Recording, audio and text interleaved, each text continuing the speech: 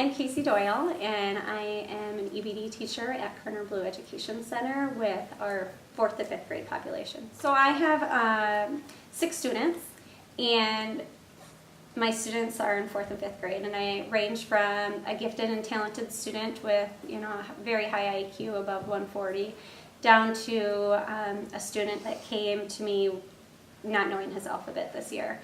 And the student not knowing his alphabet really would escalate his behaviors once it became academic time, and rarely was in the room during our academic times before we started the Google Classroom.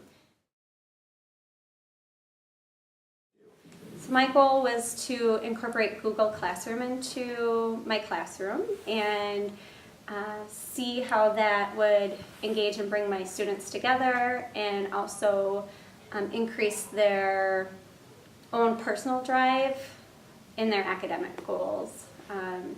Last year we had used Google Docs a little bit, and that seemed to be a good platform for us to get started on the Google Classroom, and so I really became interested in Google Classroom and wanted to see where that would take us.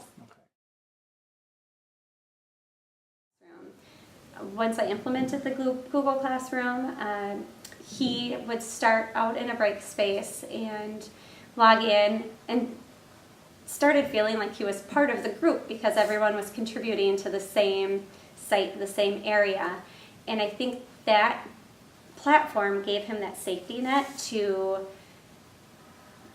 feel comfortable with, oh, this is okay. These guys do still like me, and I can be part of this group. And so soon enough, he would spend 15 minutes in the classroom, and then 30 minutes, and now within the last couple of months, he's always in the classroom during our language arts time, and very comfortable with his skills. And his skills have grown from not knowing his alphabet to a 3rd grade reading level this year, and I think that's in large part to him being able to participate with his peers, and this has given him that opportunity. I also have another student who would absolutely refuse to handwrite before we did this, and he gets on the computer and it blows my mind what he can write, and I think we kind of did a little bit of a sneak attack on him because now he's used to writing, and you give him a piece of paper and a pencil and he'll write, and he doesn't have that issue anymore. So just having that technology piece incorporated in there has really helped.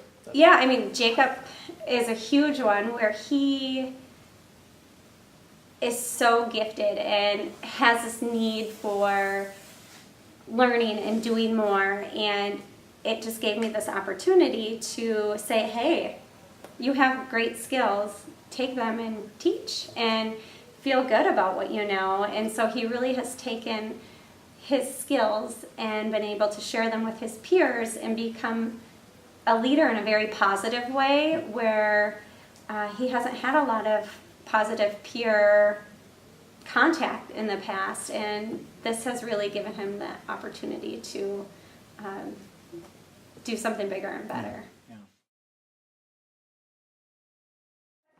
I think the biggest thing with this is technology is so important to our youth and our kids, and if we aren't incorporating technology into their academics, we're doing a huge disservice to them. And the hope is that these kids will go back to their home districts, and their home districts are using these platforms and this technology. And so to me, I think it's really opened my eyes and made me more aware that I need to be including these things in their education, because if I'm not, I'm doing such a huge disservice for them when I send them back. They're not going to be prepared, and they're going to become so frustrated with, how do I log into a computer? What's a username and a password? Those kind of things. Mm-hmm. I really want to continue incorporating this into my teaching, because I have seen how incredible it is with our population and with our students, and I want to tap more into using it in math, and how can I bring the kids together more on the math front, not just the language arts.